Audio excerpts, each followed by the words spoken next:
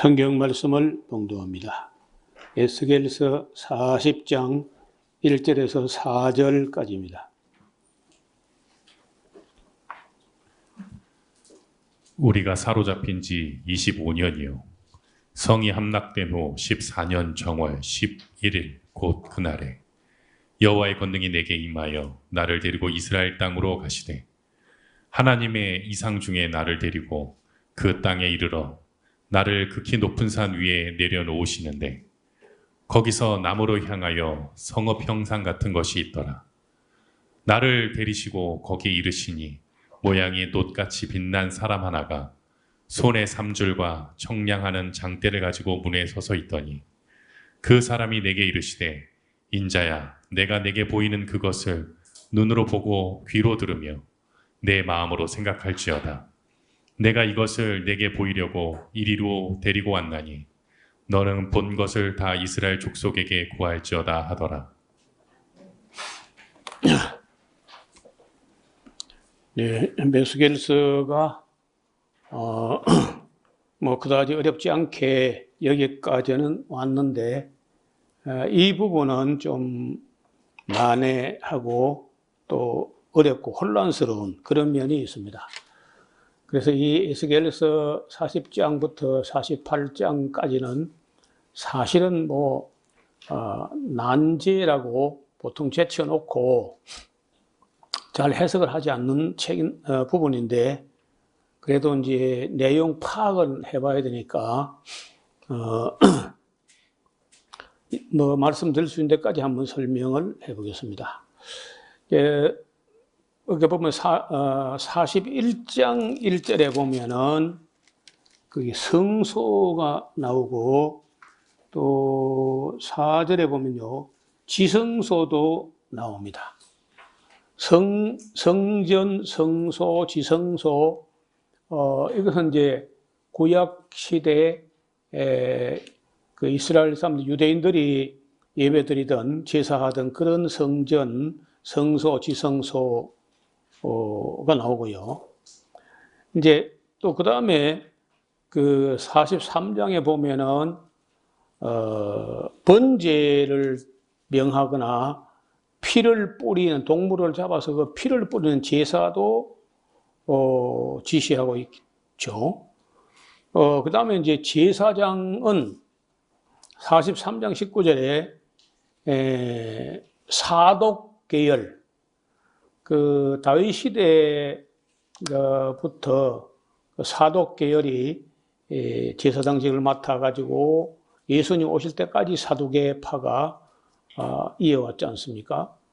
그렇기 때문에 이 사독 계열 제사장을 말한다는 것은 우리 신약하고는 전혀 관계가 없는 이야기고 또 동물 제사를 말한 43장 21절에 동물 제사, 피 뿌린 제사를 말한다고 할 때 우리 신약하고는 사실은 관계가 없는 거죠. 또 이제 우리처럼 예수님을 만왕의 왕 만주의 주로 섬기는 게 아니라 인간으로서 왕을 세워가지고 왕의 제도를 또 이야기하는 내용도 44장에 나옵니다. 45장에는 15절, 17절에 속죄 제물 역시 동물 제사로 가르치고 있고 월삭과 월삭의 제사와 유월절과 안식일 제도까지 이야기하는 거 볼 때 이것은 우리 신약 시대 교회하고는 직접 관계가 없는 말씀이었어요. 그래서 이제 이 구절을 도대체 우리 기독교가 신약 시대 기독교가 이걸 어떻게 이해할 것인가 하고 많은 고민이 있었는데 결과적으로 이제 내용을 보면은 그 바벨론 포로에서 돌아와가지고 바벨론 포로에서 돌아와가지고 이루어졌으면 했던 어떤 비전인데 이루어지지 못했습니다. 왜 이루어지지 못했느냐고 하면은 43장 10절을 한번 펴봐요.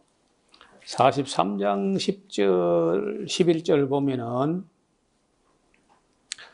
어렴풋이 짐작이 되는 부분이 있는데, 자, 인자야, 너는 이 전을, 그리고 방금 43장 9절까지 쭉 어떤 건물과 제도와 지침을 쭉 말씀을 하셨는데, 이제 너는 이 전을 이스라엘 족속에게 보여줘라. 그리고 그들로 자기의 죄악을 부끄러워하고 그 형상을 청량하게 하라. 말이 좀 어려운 말인데, 그 어떤 은혜는 하나님께서 베풀어 주시고자 해도 받을 사람이 받을 만한 자세가 안 돼 있거나 준비가 안 돼 있거나 할 때는 이루어지지 않는 수도 있다. 다시 말하면은 모든 것이 그저 하나님 일방적으로 정한 대로 그저 밀어붙이는 그런 형식이 아니라 백성들이 하는 것 봐가면서 이루어질 수도 있고 안 이루어질 수도 있고 이럴 수 있다는 거야. 그거 좀 어려운 이야기인데 하나님 소원하고 실제로 이루어지는 건 다른 문제야. 이런 하나님 소원은요, 모든 사람이 하나님께 돌아오기를 바라요. 근데 그거 안 되잖아요. 모든 사람이 구원을 받는 것도 하나님 원하죠. 또 진리의 지식에 이르는 것도 하나님 원하시면 그건 안 돼요. 그래서 하나님의 소원이라도 인간들의 자세와 태도와 준비에 따라서 안 이루어지는 게 많다는 거예요. 그래서 이루어지는 것은 창세전부터 예정한 최소한의 하나님의 예정하심이 이루어지는 것 뿐이고 대부분은 하나님이 원하시지만은 이루어지지 않는다는 거예요. 여기 이제 11절 보세요. 만일, 그 만일이라는 곳에 동그라미를 해놓으면 좋겠어요. 만일 그들은 이제 이스라엘 유대인들이죠. 자기의 행한 모든 일을 부끄러워하거든. 이게 조건이야, 조건. 그러니까요, 우리도 조심해야 돼. 우리가 잘못한 걸 두고 통회하고 자복하고 부끄러워하고 했다면 이루어질 수 있는데, 뭐 뻔뻔하게 우리가 뭘 잘못했건데 뭐 이런 식으로 하면은 하나님께서 은혜 주시려고 하다가도 거두어 가신다는 거예요. 그래서 항상 겸손해야 돼. 또 부끄러운 줄 알아야 된다. 여기 이스라엘 사람들은요, 자기 행한 모든 일을 부끄러워하거든. 여기 지금 오늘 에스겔에게 보여준 그 계시대로 그 전이 건축되게 할 것이고 전혀 부끄러워하지 않고 뻔뻔하게 하고 뭐 이렇게 하면은 이런 큰 은혜를 베푸시려고 했다가 거두어 가신다는 거예요. 그래서 사실은 지난번에 우리가 이사야서 40장부터 66장까지 제2 이사야를 사실 이제 여기 에스겔에서 끝나고 이때쯤에 이제 그 제2 이사야를 봐야 되는데 미리 우리가 지난번에 봤죠. 전혀 그 부끄러워지도 않고 그리고 하나님 앞에 황송해하지도 않고 뻔뻔하고 패역한 족속이라.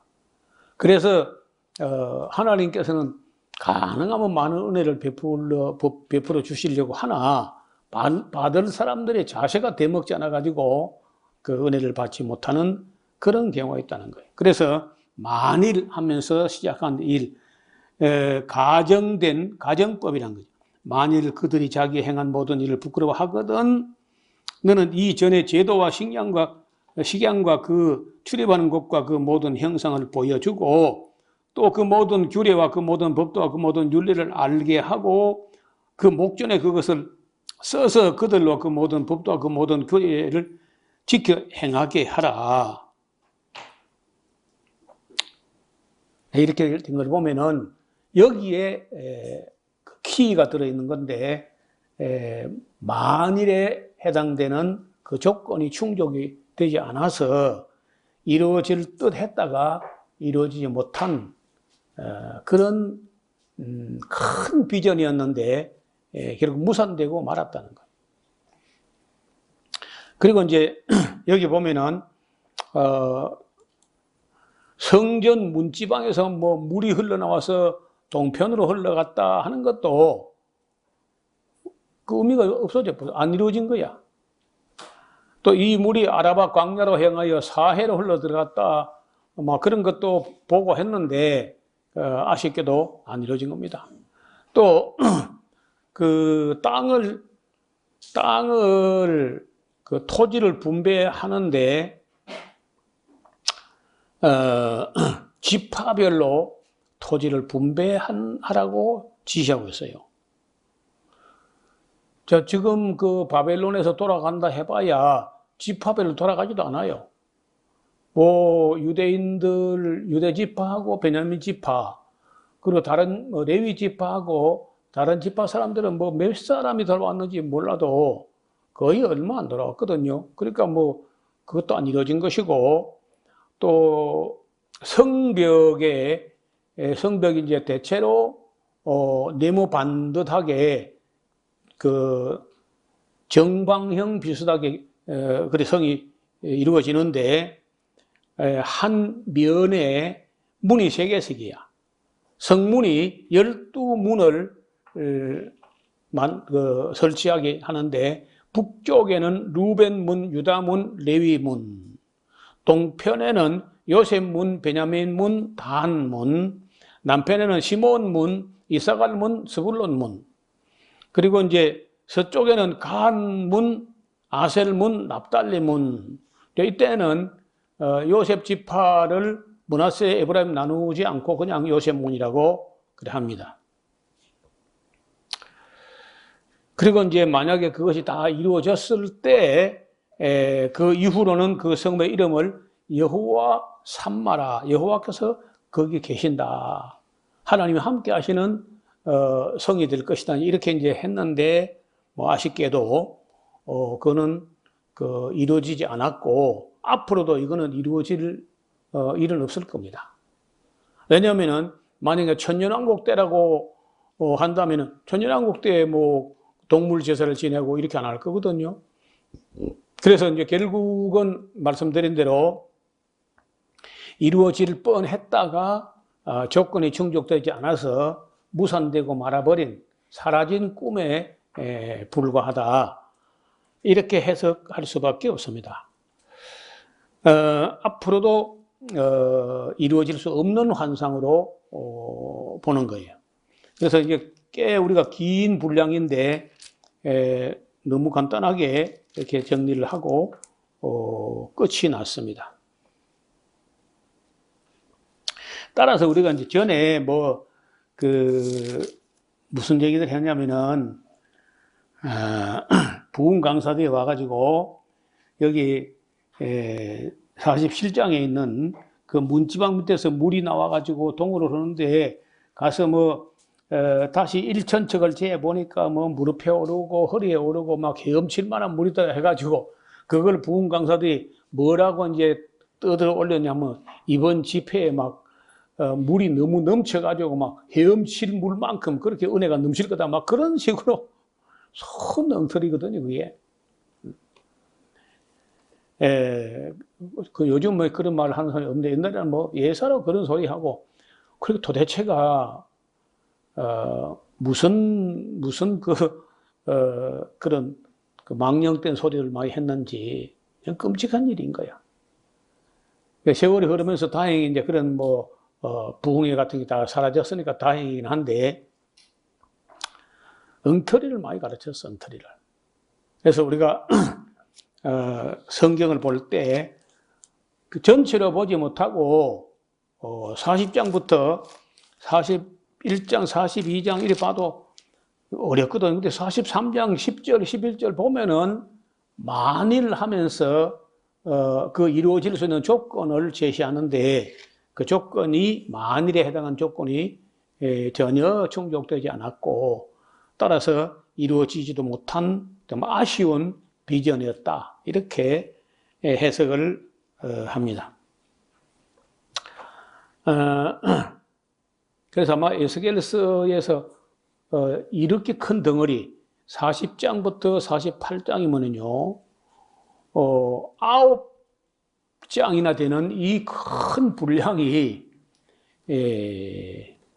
이루어지지 못한 아쉬운 그런 비전이었다.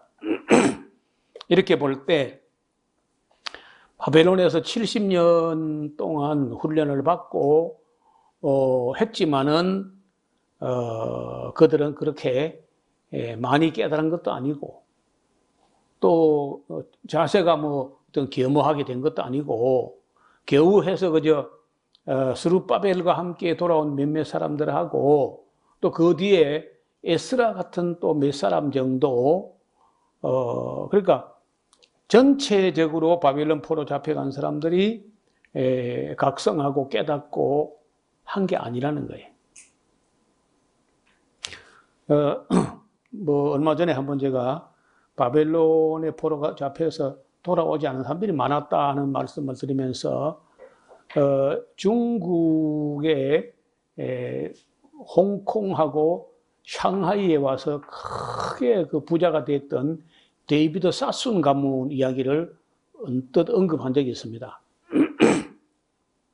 그 사람들은 나중에 인도로 왔다가 중국까지 뻗쳐가지고 일본까지도 사업장을 넓혀서 어마어마한 돈을 벌었어요. 데이비드 사순 가문. 여러분 이름을 적어놨다가 데이비드 사순 가문이라고 이렇게 한번 찾아보면은 인터넷으로 그 자료가 많이 나와 있는데 그야말로 어마어마한 거부가 된 거예요. 근데 그 어마어마한 부자가 됐는데 나중에 그 신의 혁명이 일어나게 되고 곧 이어서 공산주의 혁명이 일어나게 되면서 몽땅 다 뺏기고 그렇게 망해버렸또. 커두리 가문하고 데이비드 사순 가문하고 이 두 가문이 중국 경제를 지락펴락할 정도로 그렇게 부자가 됐는데 그 부자가 됐는데 그 유대인들이 뭘 하냐면요 마약 장사를 하는 거예요. 영국하고 함께 손잡고 그 바벨론에서 돌아오지 않고 있었던 데이비드 사슨 가문과 커두리 가문이 영국하고 손잡고 인도 벵골만 해서 어마어마한 아펜을 재배해가지고 그 아펜을 갖다가 수천 상자 배에 싣고 와가지고 중국 전체를 아펜쟁이로 만드는 그런 악한 짓을 해가지고 돈을 거머서 완전히. 그래서 상하이에서 제일 좋은 건물은 전부 다 데이비드 사순하고 커두리 가문의 소유로 그런 시대가 있었다는 거예요. 그 외에도 이제 많은 유대인들이 오스만 투르크 제국 안에서 뭐 이런저런 어려움도 당하고 돈도 뺏기고 뭐 이제 이렇게 하는데 극히 소수가 예루살렘 돌아왔는데 아시는 대로 우리가 조금 이따 볼 텐데 돌아온 사람들이 스룹바벨과 그 에스라 느헤미야 이런 사람들하고 이제 돌아왔지만은 돌아와서 어렵사리 그저 무너진 성벽을 중건하고 성전 건축하고 그리고 얼마 안 가서 그저 말라기 시대를 맞이하면서 신앙이 아주 해이해졌거든. 그 돌아온 사람도 그런 정도인데 스룹바벨 인솔을 따라서 돌아온 사람들도 그런 정도인데 돌아오지 않은 사람들이야 바벨론 좋다고 거기 눌러 앉아가지고 거기에 바벨론 문화에 젖어가지고 살았거나 아니면 북왕국 이스라엘처럼 온 천지 만국으로 흩어진 디아스포라 이스라엘 사람들 같으면은 어떻겠냐고. 오늘 우리가 지켜보고 있는 그 이스라엘 사람들이 그 가자지구 사람들이 하는 악을 봐요. 그리고 헤즈볼라하고 지금 또 싸움 붙어가지고 레바논을 작살내려고 저렇게 하고 있는 걸 볼 때 정말 하나님께서 옛날 아브라함과 이삭과 야곱 자손인 유대인들도 이리 악하고 거기다가 또 지금 현재 그 카자르 유대인들, 아스케나지 유대인들 하는 짓이 저렇게 악하다고. 이제 줄래야 복 줄 수가 없는, 그 복을 주거나 말거나 그들은 이미 돈이 너무 많아서 주체를 못해요. 그러니까 그 돈 가지고 무기 만들어가지고 돈 가지고 뭐 하겠어? 전쟁하는 거지.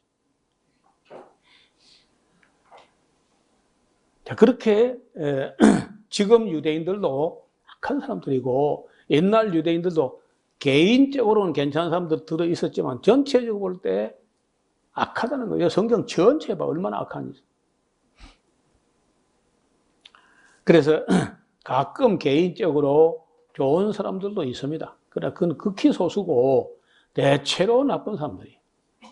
그래서 유대인들이 뭐 유럽에서 미움받거나 차별받거나 관시 천대받거나 박해를 당한 거 저는 볼 때 그럴 수 있다고 봐요.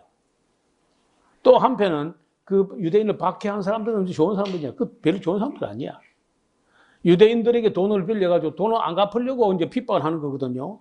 핍박에 쫓아내버리거나 돈 갚기 싫으니까. 그래서 인류가 전체적으로 볼 때 예수님 말씀대로 너희가 악한데 어떻게 선한 말을 할 수 있겠느냐. 하나님 말씀은 성경 전체에 흐르는 말씀이 인간이 악하다는 거예요. 대부분. 그래서 정말 선하고 진실하고 착하고 충성된 사람들은 극히 소수란, 극히 소수. 너무 희귀하다는 거죠. 바벨론에서 그 정도 교육을 받았고, 뭐, 누군지 알 수 없지만 제2 이사야라든지 다니엘 같은 분이 거기 있었고 하면은 또 에스겔도 거기 있었고 이래 하면은 좀 이렇게 좀 달라졌을 법도 한데 70년 동안 그런 많은 이적과 표적을 보고도 겨우 한 가지 이제 달라진 게 있다면은 우상숭배는 끝났어. 여러분 우상숭배 안 한다고 그 하나님 사랑하는 것도 아니고 아무것도 아니야. 그래서 나중에 이제 그 결과는 바벨론 포로 돌아와 가지고 말라기까지 해봤자 한 100년 정도밖에 안 되거든요. 그 100년 정도 바벨론에 돌아와 가지고 하는 듯 했지만은 말라기서에 보니까 그들은 또 타락하고 변질되고 부패한 거예요. 우리가 남은 이야기는 이제 바벨론 포로에 돌아왔지만은 또 와서 뭐 성벽을 중건하고 성전 건축하고 했지만은 그렇다고 그들이 뭐 신앙이 다 좋아진 것도 아니라는 것을 볼 수 있습니다. 그리고 앞으로 이제 볼 책들은 에스라서를 보면 이제 에스라 그 앞에 에스라가 오기 전에 1차 포로 귀환한 이야기도 나오고 에스라가 자기가 인솔해 온 이야기도 나오고 느헤미야서 보면 이제 느헤미야가 인솔해 온 그 1차, 2차, 3차 포로 귀환 이야기가 에스라 느헤미야서에 나온다는 거예요. 그리고 이제 그 에스라 느헤미야서 공부하는 중에 우리가 학개 스가랴서도 볼 겁니다. 학개 스가랴. 그래서 이제 에스라서 읽어가다가 학개 스가랴 에스더서를 공부할 것이고 그리고 느헤미야서를 공부하고 그리고 이제 말라기를 공부하게 되면은 구약이 큰 틀에서 마무리되고 이제 구약 시대 찬송가라고 할 수 있는 시편과 욥기, 시편, 잠언, 전도와 가서 이런 책들이 구약에 남아 있습니다. 아마도 그 구약의 남은 부분을 다 정리하면은 또 거의 1년 넘어가지 않겠나 그렇게 봅니다. 왜냐하면 시편 같은 책은 두껍고 분량이 크니까. 그리고 잠언, 전도와 가서 뭐 이런 책들하고 이렇게 정리하면은 구약이 정리가 되겠습니다. 오늘은 여기까지만 말씀을 드리겠습니다. 하나님 아버지, 하나님의 뜻이고 은혜를 베푸실 마음이 있었지만은 그들이 자기 행한 바 그 악을 부끄러워하지도 않고 여전히 패역하고 뻔뻔스럽게 하다가 결국은 이 큰 은혜와 이 큰 비전이 이루어지지 못한 것 같습니다. 자비로우신 아버지 하나님, 우리도 오늘날 하나님께서 은혜 베푸시고자 하나 받을 만한 우리 마음 자세가 되지 않아서 받지 못하는 것이 있을까 두렵습니다. 항상 겸손하고 정직하고 또 선하고 의로우며 또 착하고 충성되고 진실한 삶을 연습하고 경건을 연습하여 하나님 형상을 닮아가는 우리 모두가 되게 하여 주옵소서. 이제는 바빌론에서 돌아오는 과정과 돌아와서 그 어려운 중에 성벽을 중건하고 성전을 건축하고 하는 과정과 많은 해방이 있었지만은 그래도 인내심을 가지고 모든 허물어진 것을 다시 재건하는 하나님의 사람들의 이야기를 우리가 공부하고자 합니다. 학자같이 알아듣는 마음도 주시고 잘 이해하고 또 헤아려서 또 다른 사람에게 증거할 수 있는 증인들 되게 하여 주옵소서. 감사드리오며 예수님 이름으로 기도드리옵나이다. 아멘.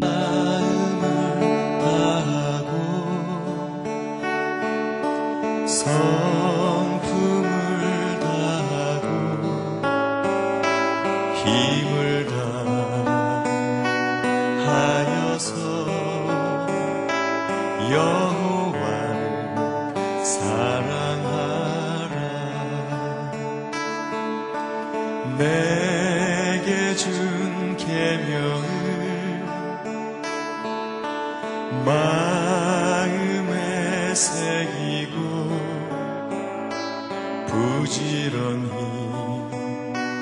부지런히 이웃에게 전하여라. 그러면 내가 짓지 않은 그 집을 주리라. 내가 심지 않은 과실을 먹게 하리라.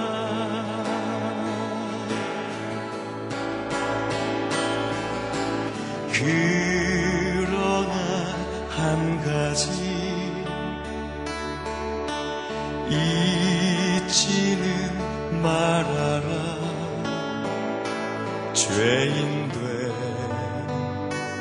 우리를 구원하신 여호와